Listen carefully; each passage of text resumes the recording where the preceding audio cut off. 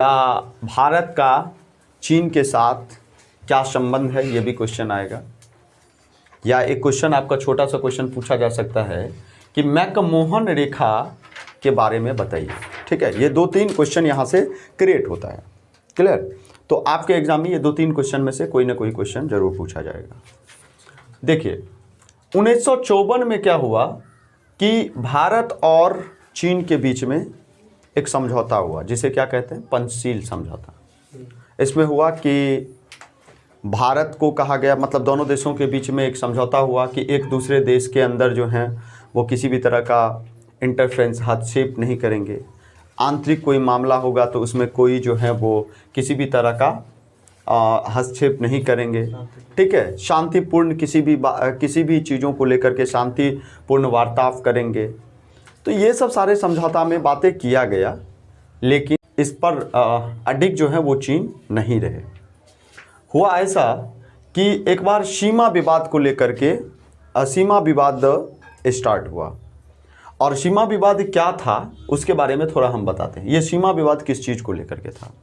ये था मैकमोहन रेखा, जो जिसे कहा जाता है। 1914 में ये अंतर्राष्ट्रीय ये सीमा था, जो ब्रिटिश सरकार, जो हमारे देश में उस समय हम लोग उपनिवेश थे, उनके अंदर थे। तो ब्रिटिश सरकार जो थे वो और चीन के बीच में, और चीन के उस समय जो थे वो थे स्वान। ठीक है, कौन थे? स्वान। जो दोनों के बीच में ऐसा समझौता होकर के एक अंतर्राष्ट्रीय सीमा दोनों भारत और चीन के बीच में खींचा गया था, जिस अंतर्राष्ट्रीय सीमा को ही क्या कहा जाता है? मैकमोहन रेखा। जो कब? 1914 में मैकमोहन रेखा। ठीक है, तो वो अंतर्राष्ट्रीय सीमा को लेकर के जब माओ, तो उन्होंने क्या कहा कि स्वान जो थे वो, उसकी सरकार, हमारी जो उस समय की सरकार थी वो डरपोक थी, और डर से, ब्रिटिश सरकार की डर से जो है वो उस अंतर्राष्ट्रीय सीमा को मान लिए थे। इस मैकमोहन रेखा को ज़बरदस्ती थोपा गया है, जबकि चीन का ये सीमा नहीं है। ठीक है, सीमा एक्चुअल में कहाँ है? तो अरुणाचल प्रदेश से होते हुए कुछ लद्दाख के भी कुछ पार्ट को लेते हुए उन्होंने कहा कि ये मेरा सीमा है। ठीक है, मेन सीमा ये है। तो एक बार 1959 ईस्वी में जिसमें माओ ने क्या कहा? स्वान को जो है वो निंदित किया, बहुत सारे जो डरपोक थे, जिसके कारण ये इन लोगों ने इस सीमा को मान लिया था, भारत और चीन का अंतर्राष्ट्रीय सीमा मान लिया था। इस सब कह करके बहुत सारे संबोधित किए हैं माओ। 1959 में इन लोगों ने क्या किया? सैनिक बलों के दम पर इसने ये अंदर घुस गए भारत के, और भारत के यानी तिब्बत को ये लोग हड़प लिए 1959 में हमारे। और उस समय जो हमारे देश के जो प्रधानमंत्री थे वो थे जवाहरलाल नेहरू। और जवाहरलाल नेहरू ने ये कह करके इस बात को नकार दिए कि ये उनका आंतरिक मसला है, उनका अपना मसला है, तिब्बत हड़पने के बावजूद भी।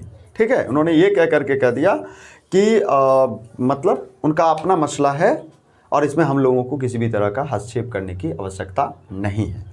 जब इन लोगों ने थोड़ा लद्दाख के मसला को लेकर के भी ज़्यादा एक्टिव हो गए कि लद्दाख के भी कुछ पार्ट हमारा ही है, हमें दे दो, तब थोड़ा एक्टिव होना पड़ा। भाई कुछ भी हो, लेकिन कश्मीर, लद्दाख, ये सब थोड़ा और बहुत सारे बातें हुई, लेकिन किसी भी तरह का जो है वो सुलझा नहीं ये मसला। हुआ क्या कि एक बौद्ध धर्म गुरु जिसका नाम था दलाई लामा, ये और उनके कुछ साथी जो हैं वो भारत में आकर के रहने लगे, शरण ले लिए। तो जब तिब्बत के पार से, इस साइड से आकर के भारत में रहने लगे, भारत को कह रहा है चीन जो इसको जो है वो हमें वापस कर दो। इसी बात पे लेकर के जो है दोनों के बीच में थोड़ा गरमाया ये मसला, लेकिन किसी भी तरह का जो है वो परिणाम नहीं आया, सार्थक परिणाम, सकारात्मक परिणाम नहीं आया। तो फिर चीन ने 1962 में जो है वो हमला किया भारत पर, और इस युद्ध में जो है वो भारत का करारा हार हुआ। और इसके बाद हम लोगों को इस हार के बाद बहुत सारी चीज़ों की शिक्षा मिला, जिसमें सैनिकों की कमी जो था उसको पूर्ति करने के लिए, उसके बाद हथियारों की जो हैं वो हमें ताकतवर बनना है, सब मतलब ज़्यादा से ज़्यादा संख्या में ज़रूरत था। तो इन सब पर बहुत सारे सार्थक परिणाम भी हुआ, ठीक है। और इस तरह से बाद में फिर इसका परिणाम देखने को मिला जो 1965 और 1971 में जो युद्ध हुआ भारत का पाकिस्तान के बीच, उन दोनों में बहुत बड़ी जीत हुई, ठीक है।